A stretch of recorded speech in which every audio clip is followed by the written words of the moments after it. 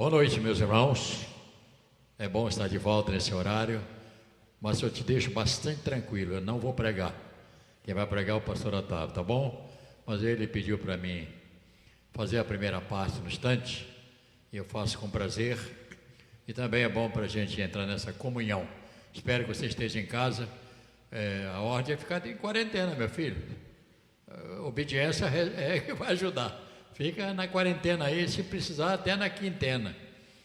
Salmo 127, vamos abrir a Bíblia, vamos ler a palavra do Senhor, vamos ter um momento de louvor, de adoração, e uma palavra depois do pastor Otávio, que é o momento do nosso culto. Lembrando também para todos os nossos pastores da nossa região, que amanhã nós não estamos tendo culto, enquanto não há uma ordem específica para poder abrir a igreja, porque há ordem para não abrir só para a oração de pessoas que querem orar.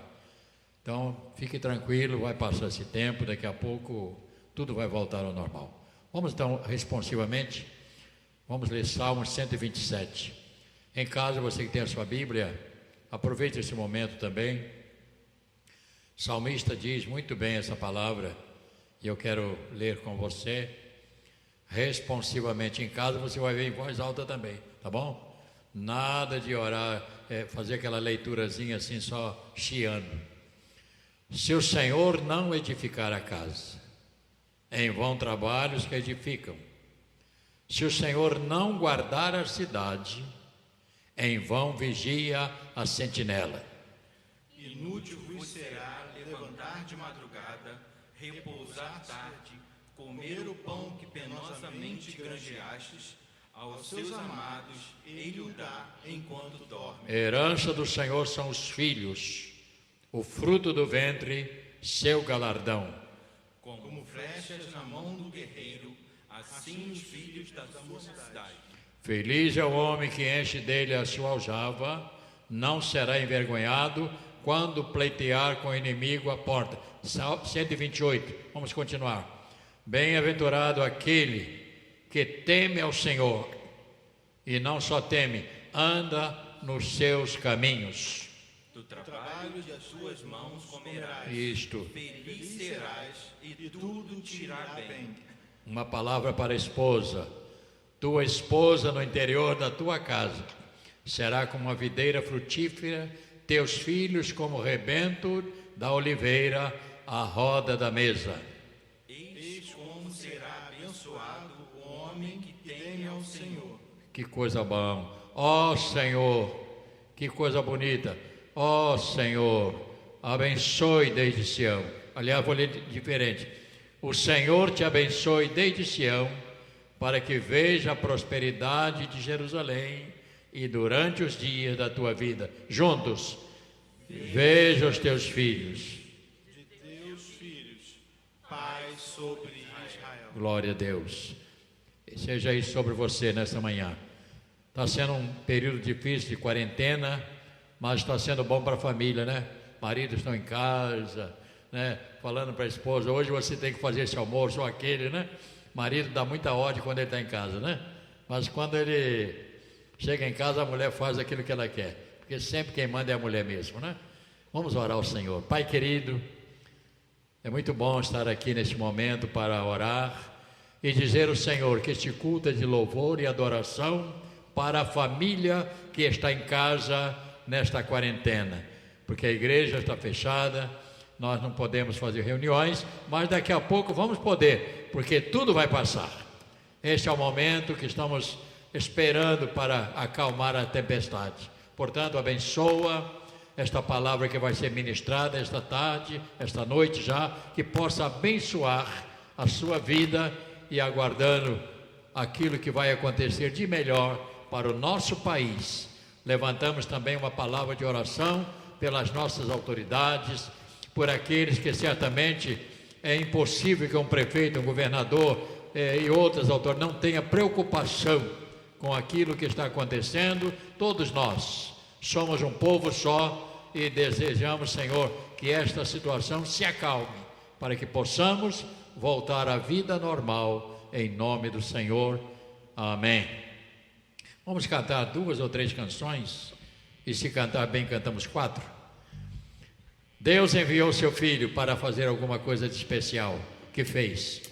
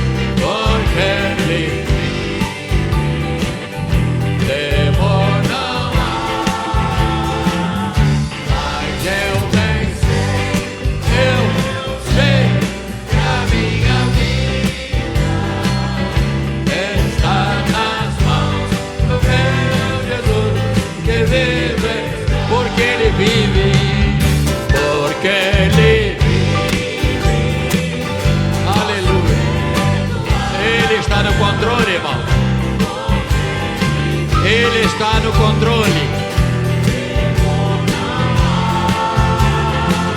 A autoridade é dele.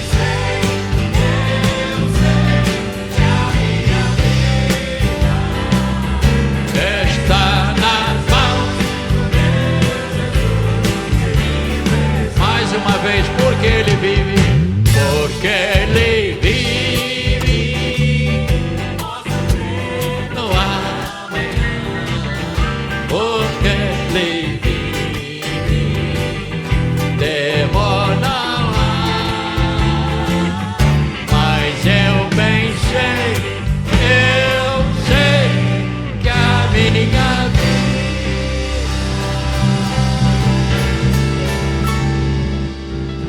Está nas mãos do meu Jesus, que vivo está.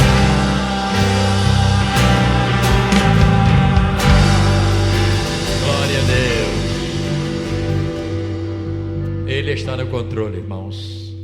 O Senhor está vivo e Ele está sentado à destra do Senhor. Portanto, esses dias vão passar. É uma questão de horas, vai terminar e tudo vai voltar ao seu normal. Então, essa canção diz: eu venho a dizer ao meu Salvador que eu continuo amando Ele. Eu não vou abrir meu amor de jeito nenhum ao Senhor.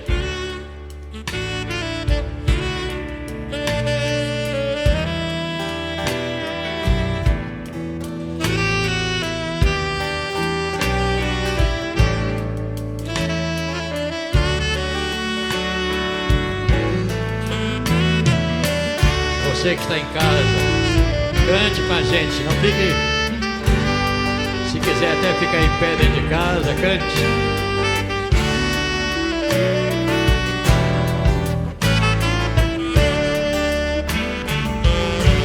Eu venho dizer ao meu Salvador que eu amo a ti, que eu amo a ti com meu coração.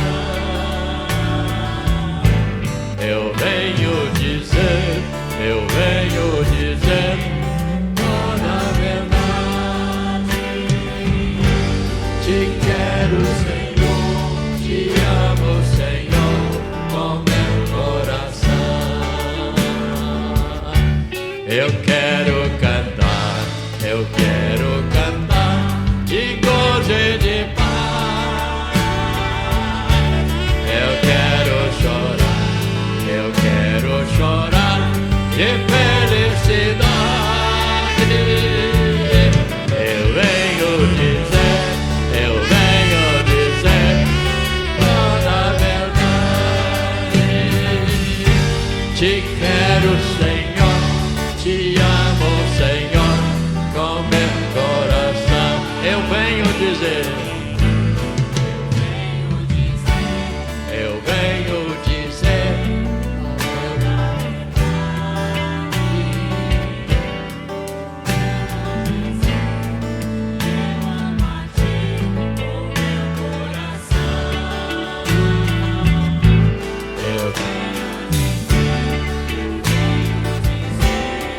toda a verdade.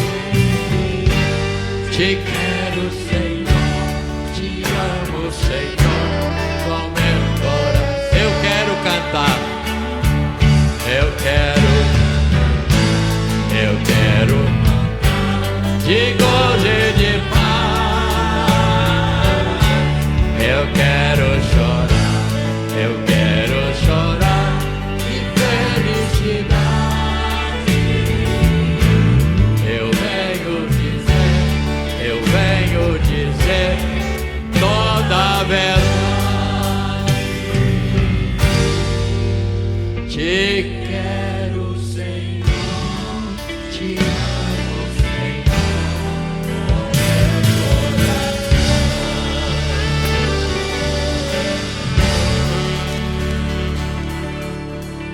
Este é o nosso momento de adoração, de louvor. E na verdade nós sentimos falta da igreja, né? Estamos olhando aqui para os bancos, né? O homem que está aqui controlando, me filmando para sair bonito neste momento, né? Mas a igreja é vazia. Mas eu sei que você está em casa, tá bom? Eu sei que você está aí participando. Este é o alimento para agora, né? Daqui a pouco a palavra. Há uma coisa que na hora do temporal você tem que permanecer firme. E essa canção diz: firme nas promessas. Então, esta é a nossa natureza, nós somos pessoas firmes naquilo que cremos.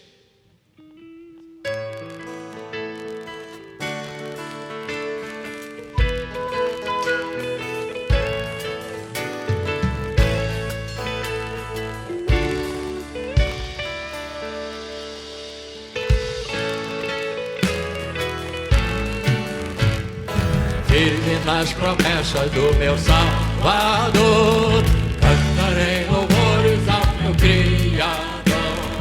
Fico na dispensação do seu amor, firme nas promessas de Jesus.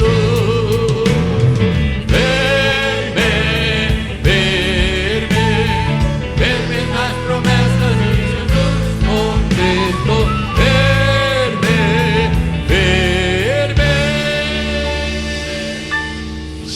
Firme nas promessas de Jesus, firme nas promessas de não falhar. Quando as tempestades vêm me assolar, pelo verbo vivo hei de batalhar. Firme nas promessas de Jesus.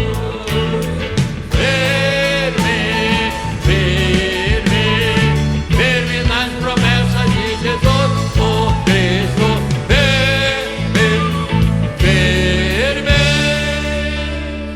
Firme nas promessas de Jesus, firme nas promessas sempre vejo assim, purificação no sangue para mim, plena liberdade em Jesus, enfim, firme nas promessas de Jesus,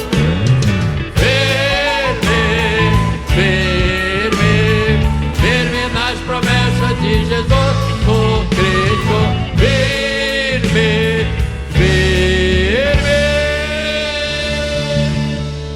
Ser firme nas promessas de Jesus.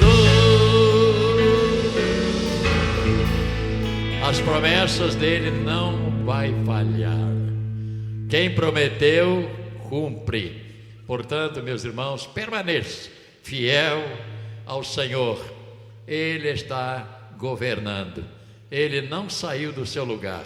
Ele mantém firme ali o pulso de governo. Está à destra do Pai. Portanto, este é o momento de nós nos aquietarmos e depender de Deus. Este é o momento de aquietar. Como diz o salmista, aquietai-vos e sabei que eu sou Deus. Sou exaltado entre as nações, sou exaltado na terra. Então este é o momento de nós permanecermos unidos. E o segredo nosso aqui é manter a igreja unida. Nós estamos unidos, embora longe, mas estamos unidos. Vamos cantar mais uma canção para concluir. Em adoração, eu me rendo a ti. Esta é uma canção das mais lindas, né, irmãos? Em adoração, eu me rendo a ti.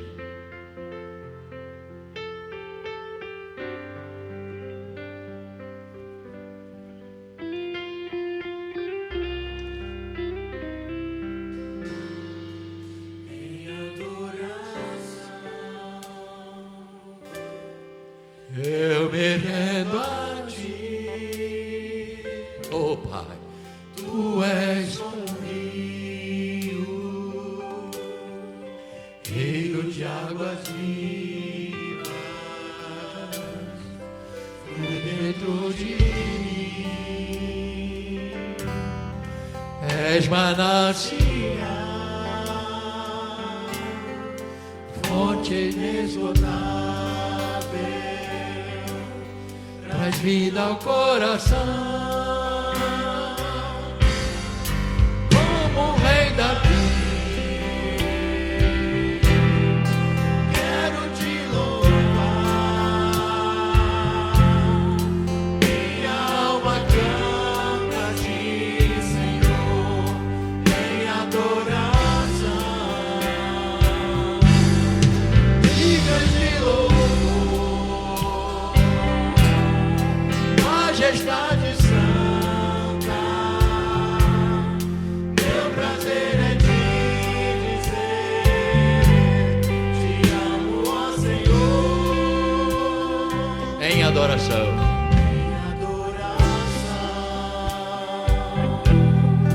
eu me rendo a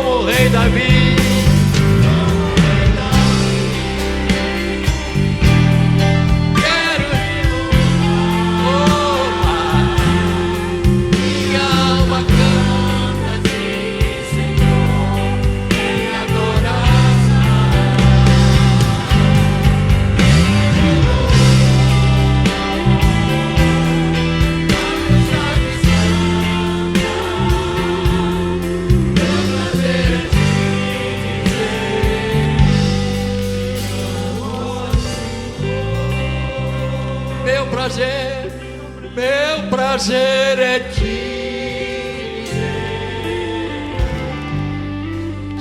amo, ó Senhor.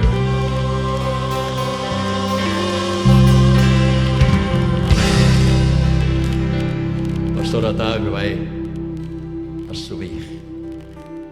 Glória a Deus.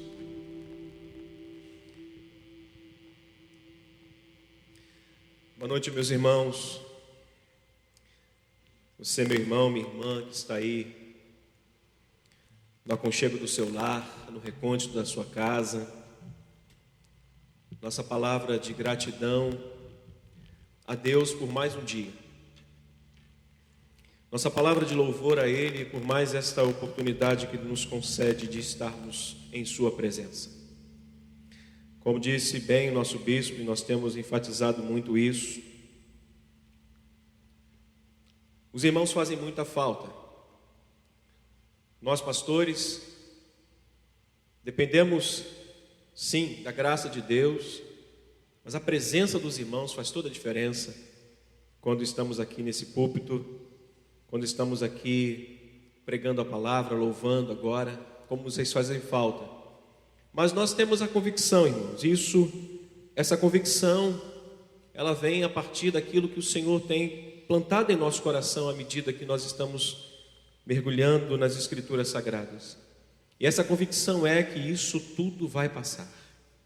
Essa tempestade, este mar revolto, essa nuvem negra, essa densa treva que está sobre essa nação, mas não só sobre a nação, mas sobre o mundo, isso vai passar. Nós temos que ter essa convicção e não permitir que os nossos olhos sejam direcionados a outro lugar, senão para o trono daquele que governa todas as coisas. Quando João teve uma visão maravilhosa, gloriosa, em Apocalipse capítulo 1, ele viu aquele que era o primeiro e último. Ele contemplou aquele que era o primeiro e último e disse: João, não tenha medo, eu sou o Alfa e o Ômega, eu sou o primeiro e o último. Ele disse que esteve morto, mas agora vive. E ele continua dizendo que o poder da morte e do inferno está sobre as suas mãos. Deus governa, irmãos, e eu queria deixar essa palavra inicial para você. Deus está no controle de tudo o que está acontecendo em todo o mundo. E hoje eu quero iniciar essa reflexão bíblica com os irmãos, com um tema para a sua vida, para a minha vida, que a caminhada ainda não chegou ao fim. Se você puder dizer isso a alguém aí na sua família, para encorajá-los, diga para ele: a caminhada ainda não chegou ao fim. E o texto que nós vamos usar daqui a pouquinho é um texto de segunda carta do apóstolo Paulo aos Tessalonicenses, uma carta onde o apóstolo Paulo tem o trabalho de encorajar aqueles irmãos diante daquilo que eles estavam enfrentando, tribulação e perseguição. Porém, antes de ler o texto, antes da gente seguir com a reflexão bíblica, certo professor de um curso recebeu em sua classe inúmeros alunos. Sempre assim, todo curso, todo seminário começa com uma demanda muito grande de alunos, e à medida que o tempo vai passando, essa quantidade vai se reduzindo. Então as pessoas foram de alguma forma dizendo ao professor: professor, estamos desistindo do curso, estamos abandonando essa caminhada aí, por enquanto, ou momentaneamente, nós estamos abandonando. E esse professor sempre dizia uma mesma expressão todas as vezes que alguém chegava perto dele para dizer para ele: estamos desistindo do curso, estamos abandonando o curso. Esse professor citava Charles Spurgeon, quando este falava para a sua congregação que perseverando foi que o caracol chegou até a arca. E esse professor sempre usava a mesma expressão: é sempre cedo demais para pensar em desistir. Então eu quero deixar essa palavra de encorajamento a você, meu irmão. A caminhada ainda não chegou ao fim. Por isso é cedo demais para a gente pensar em desistir de alguma coisa. Eu vejo muitas pessoas ligando, mandando mensagens, perguntando o que eu acho deles trancarem a matrícula na faculdade? O que eu acho deles desistirem de agora, pelo menos nesse momento, abandonarem a universidade? Eu sempre digo a mesma coisa e nunca me peçam para dizer o contrário. Desistir nunca é a primeira alternativa. Nunca será. Desistir, meu irmão, nunca será a primeira alternativa. Então é sempre cedo demais para a gente pensar em desistir dos projetos de vida, dos sonhos. Estamos diante de uma realidade, estamos diante de um colapso mundial, onde o mundo parou, onde o mundo está diante de uma crise não só na saúde, mas uma crise também na área financeira. Há alguns países, irmãos, que talvez não tenham a estrutura de países de primeiro mundo, e nem ao menos do nosso país. Mas imagine como essas pessoas estão vivendo diante dessa crise financeira e de saúde. Milhares de pessoas vão morrer, mas se nós tivermos os nossos olhos só para isso, nós vamos esmorecer na nossa caminhada e vamos pensar também em desistir de tudo. Então hoje eu quero compartilhar essa palavra de encorajamento aos meus irmãos, uma palavra de despertamento que eu encontrei aqui nesse texto maravilhoso com o apóstolo Paulo como pastor. E nosso trabalho como pastor é esse: é de alguma forma encorajar e corrigir pensamentos contrários àquele que as escrituras nos ensinam. Talvez o apóstolo Paulo nos deixe aqui como pastores um grande ensinamento, de nós nos levantarmos das nossas trincheiras para dizer a toda a nossa congregação, todo o nosso povo: irmãos, não é tempo de olhar para isso, é tempo de olharmos para o alto e para o Senhor. É tempo de olharmos para Ele e saber que Ele está no pleno controle de todas as coisas. E o texto que eu quero convidar os irmãos é de 2 Tessalonicenses, capítulo 1, dos versículos 3 até o versículo 12, por favor. Diz o texto sagrado: irmãos, cumpre-nos dar graças sempre a Deus no tocante a vós outros, como é justo, pois a vossa fé, disse Paulo, pois a vossa fé cresce sobremaneira, e o vosso mútuo amor de uns para com os outros vai aumentando, a tal ponto que nós mesmos nos gloriamos de vós nas igrejas de Deus, à vista da vossa constância e fé, em todas as vossas perseguições e nas tribulações que suportais, sinal evidente do reto juízo de Deus, para que sejais considerados dignos do reino de Deus, pelo qual, com efeito, estáis sofrendo. Se de fato é justo para com Deus que Ele dê em paga tribulação aos que vos atribulam, e a vós outros, que sois atribulados, Paulo disse, alívio, juntamente conosco. Quando no céu se manifestar o Senhor Jesus com os anjos do seu poder, em chama de fogo, tomando vingança contra os que não conhecem a Deus e contra os que não obedecem o evangelho de nosso Senhor Jesus. Estes sofrerão penalidade de eterna destruição, banidos da face do Senhor e da glória do seu poder, quando vier para ser glorificado nos seus santos e ser admirado em todos os que creem naquele dia. Em todos os que creem e naquele dia, porquanto foi crido entre vós o nosso testemunho.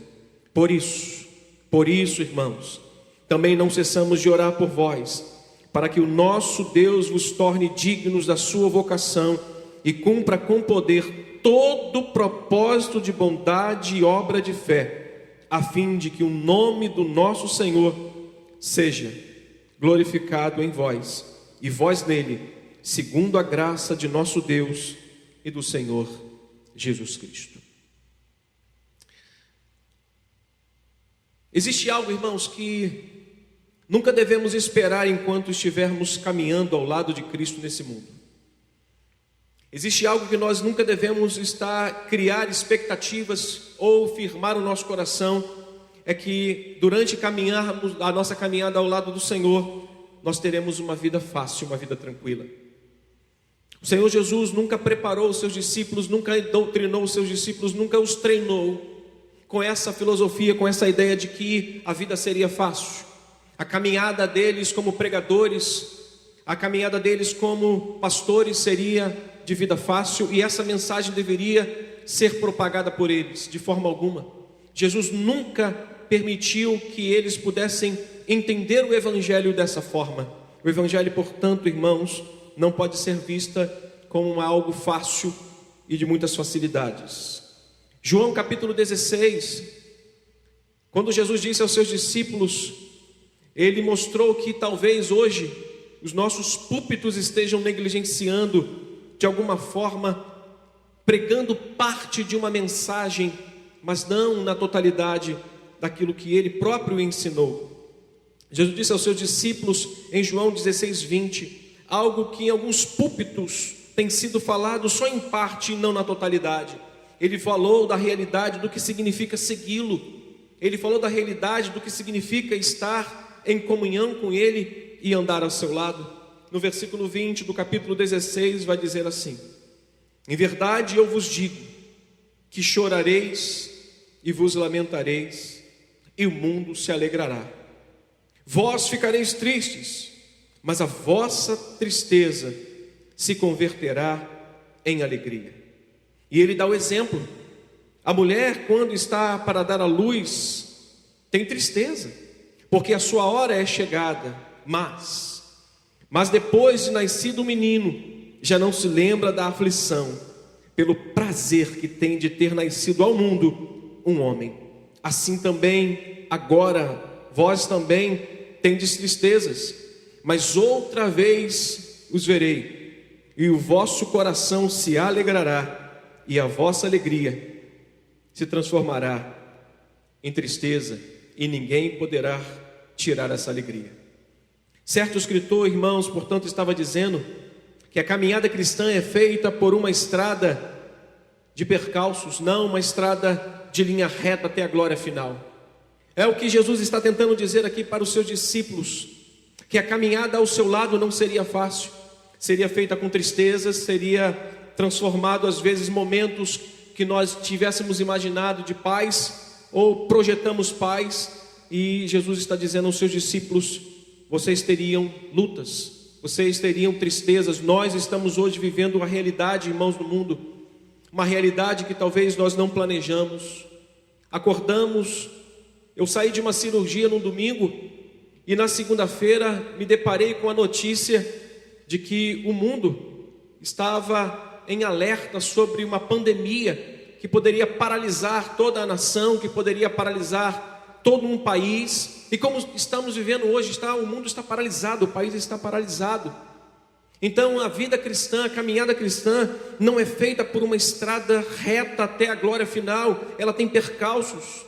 E é exatamente isso que Jesus está ensinando a todos nós, a saber e entender, conjugar a realidade da dor, a conjugar a realidade da tristeza e da angústia com a certeza e esperança de uma glória final. O que Jesus está nos ensinando aqui, ensinou os seus discípulos, e esse foi o teor de toda a sua pregação. A pregação dos apóstolos foi sempre assim, baseada nessa realidade de que nós vamos viver dores, tristezas, angústias, mas com a certeza final de que o Senhor tem algo reservado glorioso para aqueles que dependem dele. A obra de Cristo em nossa vida, a obra de Cristo completa na vida de todos nós, a justificação que Ele nos proporcionou por sua morte e ressurreição, não anula na vida de cada um de nós tribulação, angústia e dor. Hoje nós estamos vivendo isso. Recebi um telefonema de alguém muito desesperado com a sua própria vida. Desesperado porque o seu marido era o único provedor da sua casa. O único que mantinha as lâmpadas acesas na sua casa era o seu marido. E ela me deu a notícia de que a empresa deu férias coletivas com a possibilidade de dispensar mais de 300 funcionários.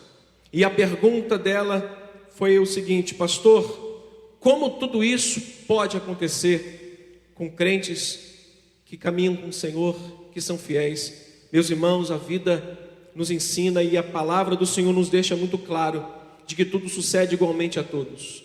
Não é só um crente que hoje está com a possibilidade de perder o seu emprego, são muitos crentes, são muitos homens, muitos pais de família. Não é só um crente hoje que está podendo e precisando estar talvez preso na sua casa por uma ordem, por um decreto. são todas as pessoas, ricos, pobres, meninos, meninas. Você que é pai, você que é mãe, como eu sou pai, nós estamos preocupados com tudo isso. Nós estamos vendo como isso tem caminhado, mas os nossos olhos estão sempre focados naquele que é poderoso. Com a consciência, irmãos, de que a vida e a caminhada ao lado de Cristo não é uma caminhada, não é uma reta até a glória final. Ela tem percalços, e esses percalços nós estamos atravessando hoje, mas o Senhor vai aplanar esse caminho. O Senhor está no controle da igreja, o Senhor está no controle das nossas vidas. Portanto, irmãos, não há sofrimento que não seja capaz ou que seja capaz de nos separar daquele propósito final que Deus realizou e tem para a nossa vida. Constantemente pensamos que Deus não age ou não está agindo quando enfrentamos tribulações. Pensamos até que estamos caminhando sozinhos, pensamos até que Ele nos esqueceu, nos deixou de lado. Pelo contrário, irmãos, Deus nesses momentos Ele se revela de certa forma, de modo muito mais real para a nossa vida. O pastor Robson pregando sobre a tempestade, quando os discípulos estiveram ali diante daquela possibilidade de perderem as suas vidas, um certo desespero bateu no coração daqueles homens. Jesus estava deitado, dormindo no sossego do canto do barco, enquanto os seus discípulos estavam apavorados, atônitos, perplexos com tudo aquilo.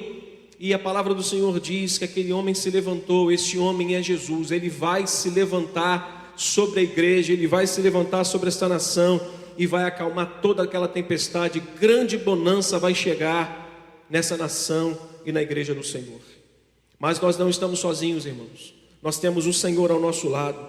E de certa forma, este foi o pensamento de alguns crentes na igreja em Tessalônica. Essa igreja que o apóstolo Paulo chama ela de uma igreja amada, uma igreja exemplo, uma igreja que estava chegando próximo à perfeição pelo fato de terem recebido a palavra, guardado a palavra e praticado a palavra. O apóstolo Paulo tem um trabalho agora de fazer com que esses irmãos entendam de que Deus estava agindo mesmo em face de toda a luta que eles estavam enfrentando, mesmo em face de toda a tribulação que eles estavam vivendo ali. E esse era o trabalho do apóstolo Paulo, corrigir talvez o pensamento de alguns irmãos que talvez achavam que pelo fato de estarem guardando a palavra, pelo fato de pensarem que estavam seguindo as escrituras, mal nenhum chegasse na sua vida. Irmãos, esse é o nosso trabalho como pastores, chegar até você e corrigir talvez o pensamento de que tudo sucede igualmente a todos. Vida cristã não é vida indolor, vida cristã não é vida de bonança o tempo todo. Nós vamos passar pelas dores. Jesus disse isso aos seus discípulos, e esse foi o trabalho do apóstolo Paulo, em corrigir o pensamento e de alguma forma estimular aqueles irmãos, mostrando para eles de que Deus estava agindo de forma gloriosa, especial. E eu os convido novamente ao texto, para você ver como Deus fez, através do apóstolo Paulo, com que aqueles irmãos pudessem crer que Deus estava no controle. Primeira coisa, versículos 3 ao versículo 4, ele diz: cumpre-nos dar graça no tocante a vós outros, como é justo, pois a vossa fé cresce sobremaneira, e o vosso mútuo amor uns para com os outros. O que o apóstolo Paulo está aqui nos mostrando, irmãos, o que o apóstolo Paulo está fazendo no seu trabalho como pastor, é corrigindo um pensamento de que talvez tudo o que eles estivessem fazendo convergiu para a tribulação, e Deus não estava fazendo absolutamente nada. Paulo está dizendo para eles: Deus está agindo, Deus está trabalhando. O apóstolo Paulo está dizendo para aqueles irmãos: vocês que pensam que Deus não está trabalhando, mas Deus está agindo. Como eu tenho visto, talvez o testemunho de muitos nossos irmãos que estão aqui, como essa igreja ou a igreja de Cristo tem crescido em fé, em constância e em amor. Quantos dos nossos irmãos, às vezes eu preocupado ligo e pergunto: como é que você está? Pastor, eu estou bem. Pastor, eu estou firmado, eu estou convicto de que isso tudo vai passar. Queridos irmãos, esse temporal tem dia certo para passar. Um professor no seminário, ele sempre costumava fazer uma ilustração quando ele falava da soberania de Deus. Ele disse: a soberania de Deus, Otávio, é igual um jogo de dominó. Você, quando pega as peças em sequência, dos números em sequência, você domina o jogo. No momento certo, quando a oportunidade chegar, você coloca a peça, fecha o jogo e abre o jogo e comanda o jogo e ganha o jogo. Ele disse: pastor, Deus tem todas as peças na mão. Ele fecha o jogo, ele abre o jogo, ele ganha o jogo. Deus nunca fecha o jogo para perder, ele fecha o jogo para ganhar. É como num jogo de dominó. Deus tem todas as peças, e não tem algumas, irmãos, ele tem todas as peças na mão, e essas peças vão fazer com que, irmãos, ele feche o jogo, ele abra o jogo e ele vença o jogo. Portanto, o apóstolo Paulo, como pastor, estava dizendo para aqueles irmãos, e Deus está agindo no meio de nós. Acalme o coração. Paulo está estimulando aqueles irmãos, lembrando que Deus estava fazendo uma grande obra na vida deles, e Paulo precisa lembrá-los. E está dizendo: a fé de vocês está crescendo à medida ou de medida extraordinária. Paulo está dizendo para ele: vocês estão sendo atribulados, mas vocês estão crescendo. A comunhão entre eles estava em crescimento contínuo. Se você prestou atenção no texto, Paulo vai chamar a atenção de que o mútuo amor de uns para com os outros estava aumentando em tempos de luta. Como eu tenho percebido isso? Como eu tenho visto isso nas redes sociais, nas mensagens, como as pessoas hoje se preocupam umas com as outras, como os grupos da igreja, quer SIAB, CETEB, Pastoral da Família, grupos das bandas de noite, da tarde, do dia, de segunda, de domingo, como eles se unem para estarem orando uns com os outros. Então é a prova evidente de que Deus está agindo em nosso lugar, em nosso meio, nessa igreja, irmãos. A constância e a fidelidade deles nas perseguições, para Paulo, era motivo de alegria. Então não há motivos para nós olharmos para essa tribulação e não crer que Deus está agindo, porque Deus está agindo mesmo em meio a esta tribulação. Na verdade, queridos irmãos, nossa fé em Cristo cresce por meio da palavra, mas a dor é um componente que Deus usa para fortalecer. E eu creio muito mais de que a igreja vai sair fortalecida depois desse vento, depois dessa tribulação. Nós nunca mais seremos os mesmos crentes, nós nunca mais seremos os mesmos adoradores, nós nunca mais seremos aqueles irmãos que vamos olhar para o relógio e pensar: o pastor Otávio, o pastor Luiz Carlos, o bispo está demorando muito. Nós teremos prazer em estar na casa de Deus, nós teremos prazer em olhar e ver os irmãos chegando, abraçando uns aos outros. O grande perigo, irmãos, de vivermos uma fé superficial ou de uma vida fácil é tornar essa vida rasa, superficial.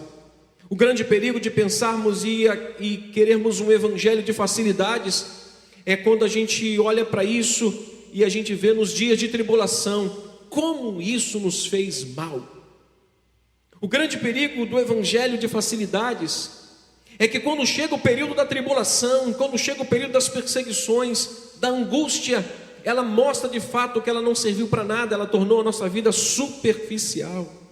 Os heróis da fé de Hebreus 11 passaram por inúmeros sofrimentos, no entanto tiveram bom testemunho e crescimento na sua fé. Esta é a oração de Paulo. Paulo ora pelos irmãos de Tessalônica para que a fé deles pudesse crescer cada dia mais, mesmo em meio às tribulações.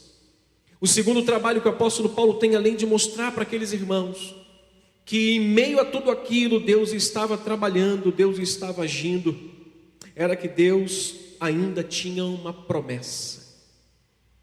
Nossa grande dificuldade nesses dias é limitar a Deus, é achar que tudo isso que está acontecendo vai fazer com que Deus pare e puxe talvez da sua gaveta, me perdoe com a expressão, o plano B.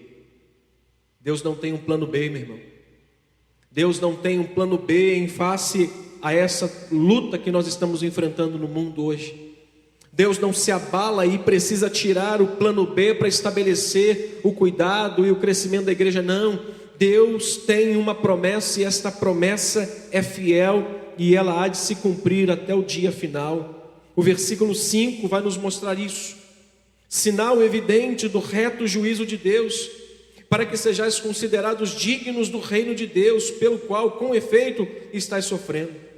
Se de fato é justo para com Deus, que Ele dê a paga tribulação aos que vos atribulam, e a vós outros que sois atribulados, alívio juntamente conosco, quando do céu se manifestar o Senhor Jesus com os anjos do seu poder, em chama de fogo, tomando vingança contra todos que não conhecem a Deus e contra os que não obedecem o evangelho de nosso Senhor Jesus Cristo.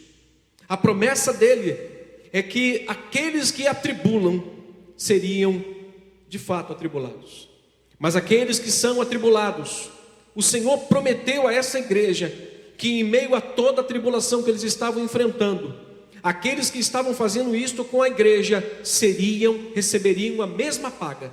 Mas para aqueles que estavam sendo atribulados, nesse caso a igreja, Ele promete alívio. Irmãos, Deus vai aquietar o nosso coração. O Espírito de Deus, poder da palavra dEle, vai fazer com que os nossos corações se aquietem nesses dias de luta. Por pior que seja a tribulação, por pior que seja a perseguição e lutas no presente, para nós cristãos, o nosso futuro com Deus, segundo o que nós lemos aqui, será glorioso. Haverá um tempo de gozo, de alívio, de paz. Salmo 1, versículo 6 diz que o Senhor conhece o caminho dos justos. Salmo 33, versículos 18 e 19 vai nos dizer que os olhos do Senhor estão sobre os que temem e os que esperam por sua misericórdia. Ele tem uma promessa e essa promessa há de se cumprir. É esse o trabalho do apóstolo Paulo, lembrar aqueles irmãos que Deus estava agindo e que Deus tinha uma promessa. Deus tinha a promessa sobre a vida deles. Salmo 34, versículo 15: os olhos do Senhor repousam sobre os justos. Todos nós estamos diante de um Deus que cuida e olha para a igreja dele e olha para os seus filhos.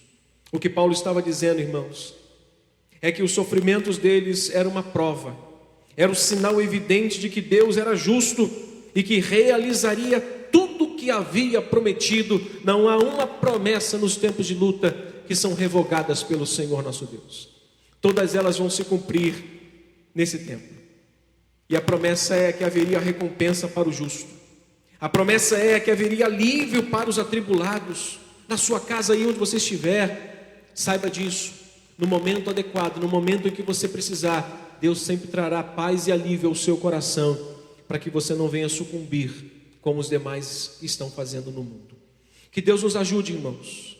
Que Deus nos dê graça e que Deus nos motive sempre a orar. Nós estamos convidando no período principalmente mais crítico que nós estamos vendo no Brasil. Essa semana, irmãos, é uma semana crítica. Não só para o Brasil, mas principalmente aqui. Por isso nós estamos convidando a você, nos horários de 8 da manhã, meio-dia e 16 horas. Tire um momento com a sua família. Tire um momento para você dobrar o seu joelho e pedir a Deus: Senhor, guarda esta nação. 8 da manhã, meio-dia e 18 horas. Que Deus possa despertar essa igreja, toda a igreja, para que a gente possa dobrar o nosso joelho e pedir por essa nação.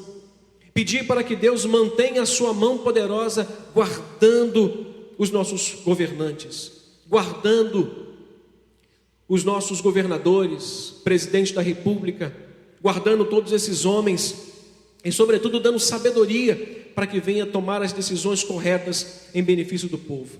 Estaremos aqui também durante esse período, sempre terá aqui um pastor, sempre terá aqui um diácono que possa te auxiliar, te ajudar a estar orando com você. Não estamos chamando para aglomeração, nós estamos convocando os irmãos para um momento de oração quer na sua casa, mas as portas da igreja estão abertas para que você possa vir, dobrar o seu joelho no chão aqui e falar com o Senhor, pedindo: Senhor, cuida desta nação. E nós veremos, irmãos, Deus agindo de forma poderosa nesse lugar e nessa nação, para a glória do nome do Senhor. Eu quero orar pela sua vida. Eu quero orar pedindo ao Senhor que te desperte para essa verdade bíblica que talvez naquele momento aqueles irmãos estivessem precisando. Talvez você esteja na sua casa precisando disso. Entender que Deus não se deixa abalar por essas situações que estamos enfrentando. Que Deus não se deixa abalar por causa do tamanho de aflição que o povo de Deus está enfrentando hoje. Eu quero orar pela sua vida, para que você creia que Deus está no controle de todas as coisas, agindo e com uma promessa ainda em vigência para mim e para você. Chame sua família, chame os seus filhos, encoraje-os agora a dobrar os joelhos, e nós vamos orar juntos nesse momento. Eu quero convidá-los a fazer isso, em nome do Senhor. Nosso Deus e Pai, nesta noite onde nós nos reunimos aqui na igreja, mas infelizmente sem a tua congregação, sem o teu rebanho, nesta noite onde nós nos reunimos aqui como pastores, de certa forma com uma tristeza no coração de não podermos ter toda a igreja presente, os irmãos presentes, mas isso não nos impede, Senhor, de alguma forma de orar por eles aonde quer que estejam, sentado aí no seu sofá, talvez sentado na sua cama, de frente para esse telefone, ouvindo, vendo essa mensagem. Senhor, a minha oração nesta noite é para que o Senhor de alguma forma levante, ó Deus, este homem, esta mulher, não permitindo que nenhum tipo de pensamento contrário possa ocupar esse coração. Não deixa, Senhor, que os dias de trevas, dias de luta, possam apagar a chama do coração desses irmãos. Pelo contrário, que o Senhor nesta noite possa fazê-los lembrar de que o Senhor é Deus que está agindo, o Senhor é Deus que tem uma promessa para cumprir na vida desse povo, desses irmãos. Ó Deus, eu oro por aqueles que estão agora em casa, talvez pensando em abandonar, desistir, deixar de fazer alguma coisa em detrimento de tudo que está acontecendo. Eu oro, Senhor, para que nesta noite o teu Espírito, o teu Santo Espírito, visite cada um dos meus irmãos e levante-o, Senhor, com a sua mão poderosa. Relevante-o de maneira, Senhor, que ele possa olhar para tudo isso com uma confiança tão grande, que essa confiança venha contagiar a todos da sua casa. Visita o lar dos meus irmãos, visita este pai, esta mãe preocupada, Senhor, talvez como será o amanhã, como será que eu vou trazer o pão para dentro da minha casa. Senhor, encoraja esses irmãos, conforta, consola, levanta, Senhor, e mostra o teu poder a cada um desse povo que o Senhor tem colocado sob o cuidado do nosso bispo e de nós pastores. Nós os abençoamos, Senhor, com todas as bênçãos do Senhor, e que seja um tempo de um fortalecimento espiritual tão grande, que quando essa tempestade toda passar, nós vamos ver que tudo isso serviu muito mais para nos fortalecer do que para nos destruir. É a oração que eu faço, agradecido em o nome do teu Filho Jesus. Amém e amém. Glória a Deus. Meus irmãos, estou de volta aqui agora mais uma vez para lembrá-los do nosso papel como cristãos, como servos do Senhor. Estamos de volta aqui para agradecer a fidelidade que os irmãos têm tido com essa igreja, com esta obra. Nossa alegria, nossa satisfação em pastorear um povo tão leal, tão fiel, tão comprometido com a obra. Lembrando os irmãos que, além dos nossos compromissos que temos na igreja, inúmeros funcionários, uma igreja desse porte demanda muito recurso. Mas também nós temos compromissos com outras igrejas. Nosso bispo se comprometeu em abençoar missionários. Nosso bispo tem compromisso em abençoar pastores que estão em outras regiões do Brasil. Estamos aí num empreendimento aqui próximo e nós queremos dar continuidade, irmãos. A vida não pode ser interrompida por causa das aflições. A vida não pode parar. E o meu pedido nesta noite é que você continue sendo fiel ao Senhor, que você continue depositando no Senhor toda a sua confiança. E se você puder, nós temos disponível no site da nossa igreja 2 caminhos para que você possa fazer o seu depósito, a sua transferência nos dízimos. 2 bancos, 2 contas bancárias. Mas caso você queira estar aqui na igreja, vir aqui na igreja para entregar o seu envelope, entregar o seu dízimo, sempre terá um pastor, um diácono, um irmão que vai poder te abençoar, vai poder orar com você. Caso não tenha, no horário que você vier, nós sempre teremos um irmão ali na portaria que vai conduzir você até o gasofilácio, para que ali você deposite a sua oferta, deposite o seu dízimo e Deus possa te abençoar com isso que você está fazendo. Então, nosso pedido a você: continue sendo fiel, continue sendo leal a Deus nos seus dízimos e nas suas ofertas. E aí sim, irmãos, nós podemos, como disse o profeta Malaquias, fazer prova de Deus. Aí sim a gente vai poder ver, continuar vendo Deus agindo como Deus tem feito nessa igreja. Nós não temos aqui ninguém que volte e diga: olha, depois que eu dizimei, depois que eu passei a ser dizimista, a minha vida se tornou uma vida de escassez. Pelo contrário, irmãos, o que nós temos aqui são testemunhos de pessoas que, à medida que elas são fiéis ao Senhor, Deus tem provido e feito maravilhas na vida desses irmãos. Que Deus te abençoe, que Deus possa multiplicar o seu celeiro. Lembrando, sempre terá um pastor, um diácono aqui na igreja, para que possa receber das suas mãos. Mas nós temos também um caminho, que é o caminho de transferência bancária, e no site da igreja você pode ter aí acesso a essas contas e fazer a sua transferência, tá bom? E durante toda essa semana, os nossos cultos também, de segunda, quarta pela manhã, quarta à noite, são normais, agora pela internet. Nós teremos o nosso culto de oração amanhã com o nosso bispo, às 19h30. Nós teremos o nosso culto de quarta-feira pela manhã, com o pastor Arlindo, a partir das 8h da manhã. Nós teremos também à noite, 19h30, quarta-feira. Sexta-feira à noite, 19h30. São os nossos horários normais da igreja. Isso vai ser transmitido para chegar no conforto da sua casa, do seu lar. Que Deus te abençoe, que Deus te sustente nesses dias e saiba, Deus está agindo e cuidando da sua igreja e cuidando da sua família. Fique com essa palavra em nome de Jesus.